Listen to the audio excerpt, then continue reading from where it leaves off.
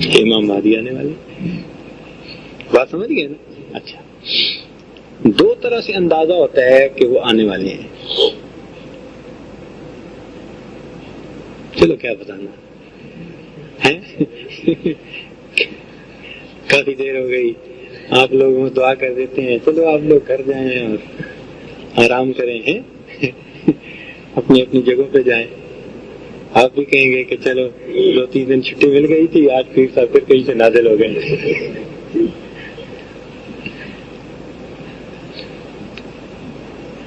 کیا ارادہ ہے بتائیں. اچھا دیکھیں، حدیث پاک میں آتا ہے، نبی علیہ السلام نے ارشاد فرمایا کہ بنی اسرائیل کے 72 فرقے ہوئے اور میری امت کے 73 فرقے ہوں گے. اور اس حدیث میں فرمایا کہ بے شک تم ان کے نقش قدم پہ چلو گے، حتیٰ کہ اگر وہ کسی بل میں گھسے تھے تو تم بھی اسی میں گھسنے کی کوشش کرو گے.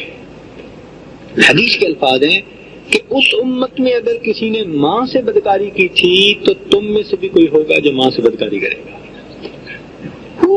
وہی کرو گے، تم ان کے نقش قدم پہ چلو گے. حدیث پاک ہے. اس کا مطلب یہ کہ جو ان کے ساتھ پیش آیا وہی کچھ ہمارے ساتھ پیش آئے. اچھا، اب ان کے ساتھ کیا پیش آیا؟ یہودیوں کو اس دنیا میں اللہ نے بڑی نعمتیں دی، مگر یہ قوم بھی بڑی ناشکری قوم تھی. ان کی ناشکریوں کی وجہ سے پھر اللہ تعالیٰ نے ان پر 2 دفعہ مصیبت بھیجی. 2 دفعہ ان پر مصیبت بھیجی. 700 سال انہوں نے عیش کے گزارے اور 700 سال کے بعد پھر اللہ تعالیٰ نے ان سے تخت و تاج چھین لیا اور ان پر ایسے لوگ مسلط کر دیے جنہوں نے ان کو مار پیٹ کے بیت المقدس سے باہر نکال دیا. پھر اللہ تعالیٰ کی مہربانی ہوئی، کچھ عرصے کے بعد اللہ تعالیٰ نے پھر ان کو وہی نعمتیں دے دی، طاقت دے دی، وہی قوت دے دی، سب کچھ دے دیا. پھر انہوں نے بڑی غفلت کی اور 700 سال کے بعد پھر دوسری مرتبہ ان کے اوپر پھر مصیبت آئی.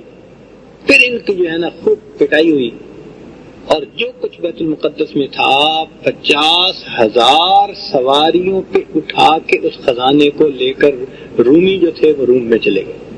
اس وقت وہ روم میں ہے سارا کچھ خزانہ. اب جب امام مہدی آئیں گے وہ روم کو فتح کریں گے اور روم کا وہ خزانہ پھر بیت المقدس لے کر جائیں گے. یہ پہلے بخت نصر لے کے گیا تھا، یہ کچھ پھر ایک دوسرا. تو 2 مرتبہ یہ واقعہ پیش آیا. قرآن مجید میں بھی اس کا تذکرہ ہے. فَإِذَا جَاءَ وَعْدُ أُولَاهُمَا بَعَثْنَا عَلَيْكُمْ عِبَادًا لَنَا أُولِي بَأْسٍ شَدِيدٍ فَجَاسُوا خِلَالَ الدِّيَارِ. دیکھا تو قرآن مجید میں بھی اس کا تذکرہ. تو ان پر ذلت کتنی دفعہ آئی؟ ان سے تاج چھین لیا گیا ان کی غفلتوں کی وجہ سے. اب اس کا مطلب یہ ہے کہ پیٹرن ہمارا بھی وہی بننا ہے. پیٹرن کس کو کہتے ہیں انگریزی میں؟ ترتیب، انداز. ہمارا بھی وہی ہونا ہے، حال ہمارا بھی وہی ہونا ہے. چنانچہ اگر آپ غور کریں تو امت مسلمہ پر پہلی مرتبہ جو ذلت آئی من حیث الامہ وہ 7ویں صدی ہجری میں اس وقت آئی جب تاتاریوں نے ان سے تخت و تاج چھینا اور ایک دن میں 4 لاکھ مسلمانوں کو قتل کیا اور پوری دنیا میں مسلمانوں کے پاس کہیں حکومت نہیں تھی. ختم. 700 سال کے بعد ایگزیکٹ وہی ہوا 7ویں صدی ہجری. ایسے ہی ہے نا؟ تو 7ویں صدی ہجری میں مسلمانوں کے ساتھ وہی ہوا. اتنا مسلمانوں کے اندر اس وقت کمزوری تھی، ضعف تھا کہ ایک تاتاری عورت نے مسلمان مرد کو کہا خبردار جو یہاں سے ہلا، تو اس پہ اتنا خوف تھا کہ وہ وہیں کھڑا رہا. وہ گھر گئی، چھری لے کے آئی اور اس بندے کو قتل کر دیا. اور مسلمانوں کا حال یہ تھا کہ تاتاری کسی شہر جانا چاہتے تھے نا تو وہ پورا شہر ہی خالی کر کے چلے جاتے تھے.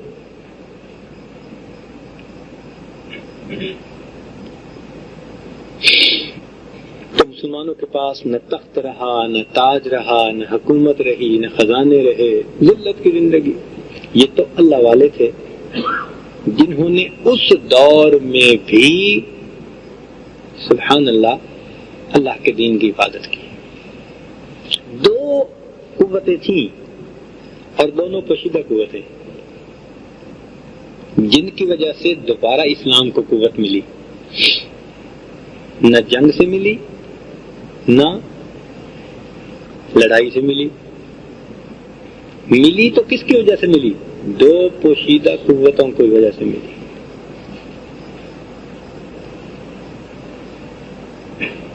ہوا یہ کہ تاتاری 30 سال گزرنے کے بعد اسلام لے آئے اور انہوں نے اپنے اسلام کا اعلان کیا، اور اس کے بعد پھر اللہ نے دوبارہ تخت و تاج مسلمانوں کو عطا کر، چونکہ وہی مسلمان بن گئے تھے جو تاج چھیننے والے تھے. مگر ان کے مسلمان بننے میں دو خاموش قوتیں تھیں. چلیں اب آپ بتائیں کون کون سی تھیں. ایک تو آپ بتا لیں گے، ایک نہیں بتا پائیں گے.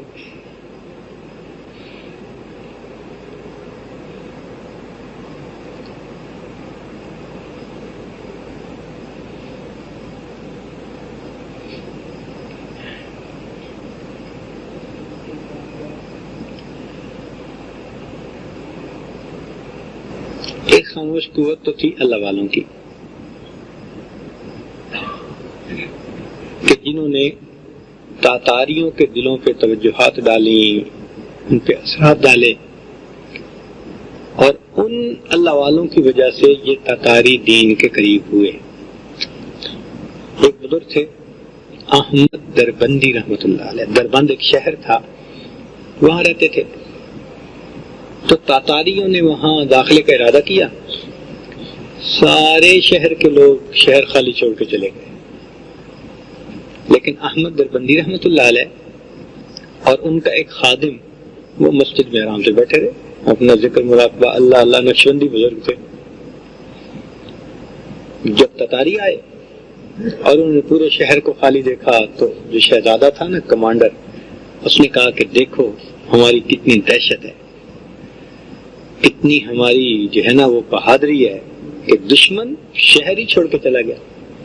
پھر اس کو رپورٹ ملی کہ جناب پورا شہر تو خالی نہیں ہوا، 2 بندے ابھی بھی ہیں. اس کو تو غصہ آیا، اس نے کہا پکڑ کے لاؤ، پیش کرو. چنانچہ پولیس آئی اور احمد دربندی رحمۃ اللہ کو ہتھکڑیاں لگائیں، اور ان کے خادم کو بھی، اور ان کو بادشاہ کے سامنے. وہ جو کمانڈر تھا ان کا بادشاہ زادہ، اس نے کہا کہ جب سب نکل گئے تم کیوں نہیں نکلے؟ میں کوئی اپنے گھر میں تو نہیں تھا، میں تو اللہ کے گھر میں تھا. میں کوئی اپنے گھر میں تو نہیں تھا، میں تو اللہ کے گھر میں تھا. اس نے کہا پھر اب تمہیں اللہ بچائے گا؟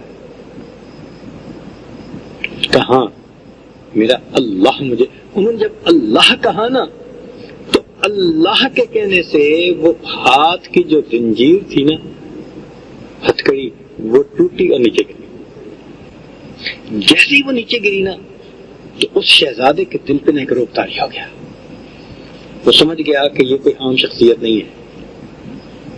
چنانچہ اس نے کہا اچھا ٹھیک ہے، آپ کو میں یہاں رہنے کی اجازت دیتا ہوں.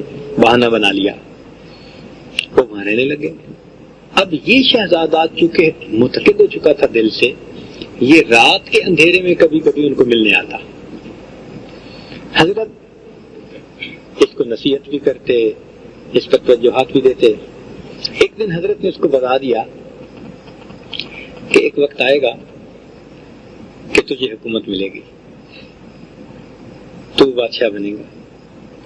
اس نے کہا جی اچھا، میں وعدہ کرتا ہوں کہ اگر مجھے حکومت ملی تو میں اسلام قبول کر کے اپنے اسلام لانے کا اعلان کر دوں گا.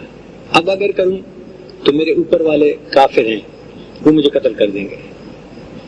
تو مجھے اپنی جان بچانی ہے، میں ابھی نہیں یہ کہہ سکتا، لیکن جیسے آپ کہہ رہے ہیں اگر مجھے طاقت ملی، تاج ملا اور میں سب کو بڑا بنا تو میں اسلام کا اعلان کر دوں گا۔ چنانچہ 30 سال کے بعد اس نوجوان کو اللہ تعالیٰ نے بادشاہ بنا دیا اور اس نے اپنے اسلام قبول کرنے کا اعلان کر دیا۔ یوں مسلمانوں کے پاس دوبارہ تو ایک خاموش قوت کون سی تھی، اور ایک خاموش قوت اور بھی تھی،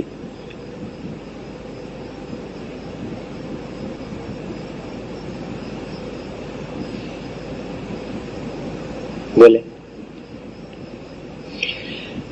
وہ خاموش قوت تھی مسلمان عورتوں کی، مسلمان عورتوں کی۔ تاتاریوں نے جب ملک و سلطنت پہ قبضہ کیا تو انہوں نے مسلمانوں کی جتنی نوجوان عورتیں تھیں سب کو اپنے گھروں میں آباد کر لیا، بیویاں بنا لیا۔ اب یہ مجبور بچیاں تھیں، جوان العمر تھیں، ان کو ان کافروں نے اپنے گھروں میں رکھ لیا، مگر یہ دل سے تو مسلمان تھی، ایمان والی تھی، اور ایمان ان کے دل میں بڑا پکا تھا۔ الا من اکرہ وقلبہ مطمئن بالایمان، وہ مجبور تھی، معذور تھی، مگر دل ان کا ایمان پر جمع ہوا تھا، تو انہوں نے ان کے گھروں کو بسایا، ان کی اولادوں کی ماں بنی، مگر اپنے اخلاق و عادات کو انہوں نے نہیں چھوڑا، بلکہ اپنی خوش خلقی سے، اپنے فہم سے، اپنے عادات سے، خدمت سے انہوں نے اپنے خامدوں کے دل کو رام کر لیا۔ چنانچہ تاتاری نوجوان جو تھے وہ مسلمان عورتوں کے اخلاق سے بہت متاثر ہیں، یہ بڑی اچھی عورتیں ہیں، اتنا حسن سلوک ان کے اندر، اتنی خاوند کی خدمت ان کے اندر، اتنا یہ اچھی ہیں، اتنا یہ فلاں ہیں۔ چنانچہ انہوں نے ان عورتوں کو گھروں کے اندر فل آزادی دے دی۔ جب بندہ بیوی سے خوش ہوتا ہے تو گھر میں پھر اسی کی چلتی ہے، تو یہی حال ان مسلمان عورتوں کا ہوا۔ چنانچہ ان مسلمان عورتوں کو جب گھر میں کھل کے رہنے کا اختیار ملا تو انہوں نے اپنے بچوں کو دین سکھانا شروع کر دیا۔ ہر گھر ایک خاموش مدرسہ بن گیا، بغیر دین کا نام لیے اسلام کی ان بیٹیوں نے دین کا کام کرنا شروع کر دیا، نبی علیہ السلام کی سنتوں کو بچوں میں زندہ کرنا شروع کر دیا، آداب کو، اخلاق کو، تعلیمات کو ان کے اندر زندہ کرنا شروع کر دیا۔ یہ وہ نسل تھی جو 30 سال کے بعد، جنریشن گیپ کو ہوتا ہے نا، وہ 30 سال کا ہوتا ہے، کہتے ہیں نا جی اگلی نسل، تو یہ وہ نسل تھی جو ان مسلمان ماؤں کی گود میں پلی، اور بالآخر 30 سال میں انہوں نے اپنے اوپر والوں کا بوجھ خود اٹھا لیا اور اوپر والے بوڑھے ہو کے فارغ ہو گئے۔ یہ وہ نسل تھی جن کو ادھر ماؤں نے تیار کیا تھا اور ادھر اللہ والے نے وقت کے حاکم کو تیار کیا، تو حاکم نے جب اعلان کیا ان بچوں نے فوراً دین کو قبول کروا لیا۔ ہے ایاں شورش تاتار کے افسانے سے، پاسباں مل گئے کعبے کو صنم خانے سے۔ آج لوگ پوچھتے ہیں یہ صوفی لوگ کیا کرتے ہیں؟ بتاؤ نا بھائی، تاتاریوں سے کس نے تاج لیا؟ تمہاری تلواروں نے؟ تم نے قوت بازو سے اپنے جو ہے نا وہ تاج کو واپس لیا تھا؟ نہیں۔ تو کیسے لیا؟ اللہ والوں کی باطن کی قوت نے، مسلمان بیٹیوں کی حیا اور پاک دامنی کی زندگی نے، اچھے اخلاق نے بالآخر اسلام کو دوبارہ یہ عزت عطا فرمائی۔ تو بہرحال یہ تو تفصیل درمیان میں آ گئی۔ تو بات کرنی یہ تھی کہ مسلمانوں کو پہلی ذلت کتنے عرصے کے بعد ملی، اور اب اس کے بعد کتنا عرصہ گزر گیا؟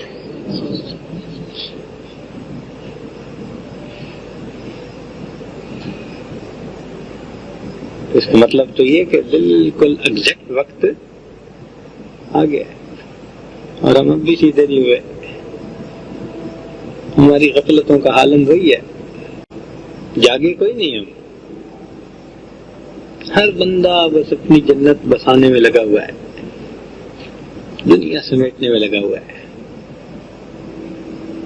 جو دین کا کام کرنے والے ہیں ان کو کہتے ہیں یہ تو جاہل ہیں. علماء کو پڑھا لکھا ہونا چاہیے. یعنی ایک جگہ مفتی صاحب تشریف لائے تو ماشاءاللہ کافی جید عالم تھے, مفتی تھے. تو جب مل کے گئے نا تو ایک آدمی بیٹھا ہوا تھا, نیا تھا, مجھ سے پوچھا یہ مفتی صاحب پڑھے لکھے ہیں؟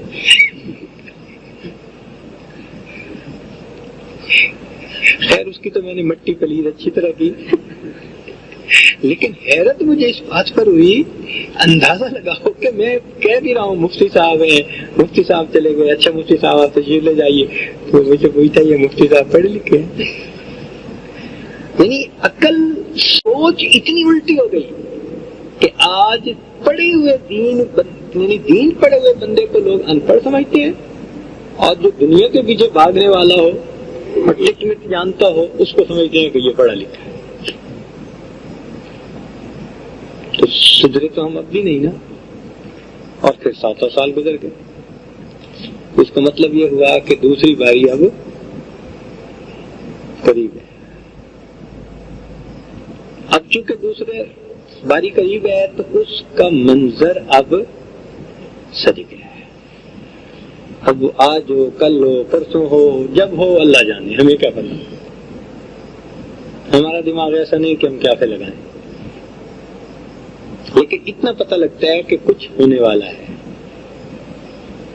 کیا ہونے والا ہے؟ کچھ ہونے والا ہے. اس لیے کہ ہم غفلتوں سے باز نہیں آ رہے. اللہ اکبر کبیرہ. تو اب سمجھ آ گئی نا کہ بھائی منظر سج رہا ہے. اچھا دوسرا طریقہ, نبی علیہ السلام نے ارشاد فرمایا کہ میرے بعد میری امت میں ہر صدی کے شروع میں کچھ لوگ آئیں گے جو میری سنتوں کو زندہ کریں گے, بدعتوں کو ختم کریں گے, دین کی تجدید کر دیں گے. ان کو مجدد کہا جاتا ہے. ہر صدی میں مجدد آتے رہے.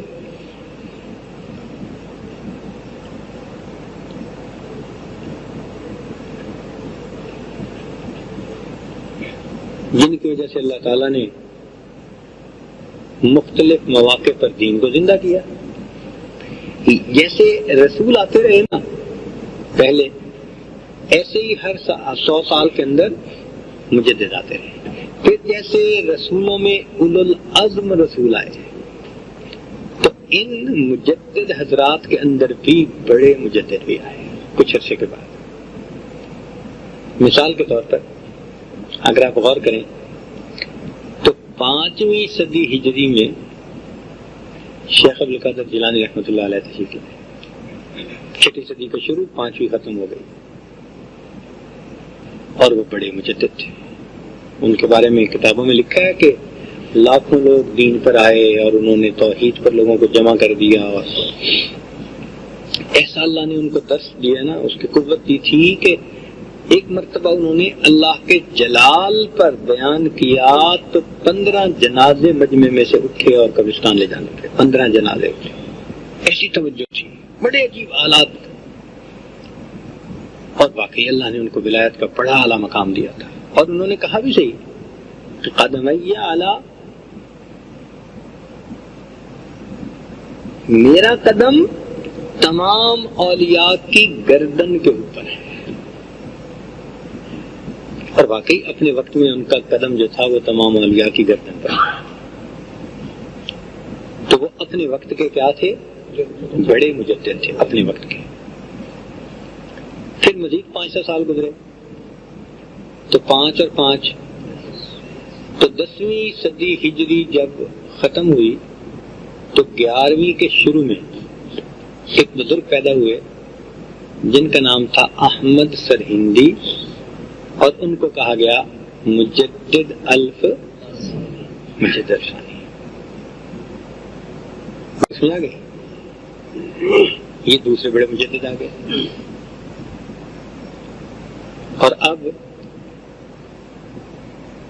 15ویں صدی شروع ہو گئی. 1425 جو ہم کہتے ہیں تو اس کا کیا مطلب ہوتا ہے کہ صدی کون سی چل رہی ہے؟ 15ویں چل رہی ہے. اب 15ویں شروع ہو گئی تو اب اگلے بڑے مجدد نے آنا ہے، اور جو اگلے بڑے مجدد ہوں گے وہ امام مہدی ہوں گے. کیونکہ مجدد ثانی نے لکھا ہے کہ اب میرے بعد جو بڑا کوئی روحانیت والا آئے گا وہی امام مہدی ہوگا. انہوں نے لکھا ہے یہ نہیں ہوگا کہ امام مہدی اور ان کے درمیان کوئی ایک اور مجدد آ جائے، نہیں، بڑے مجدد اور نہیں ہوں گے. اس لیے اس ترتیب سے بھی اگر دیکھیں تو کیا لگتا ہے کہ امام مہدی کے آنے کا وقت اب وہ کب آ جائیں اللہ جانے، لیکن وقت قریب ہے. اس حدیث پاک سے بھی ثابت ہوتا ہے، اس حدیث پاک سے بھی ثابت ہوتا ہے، اور حالات بھی بتا رہے ہیں.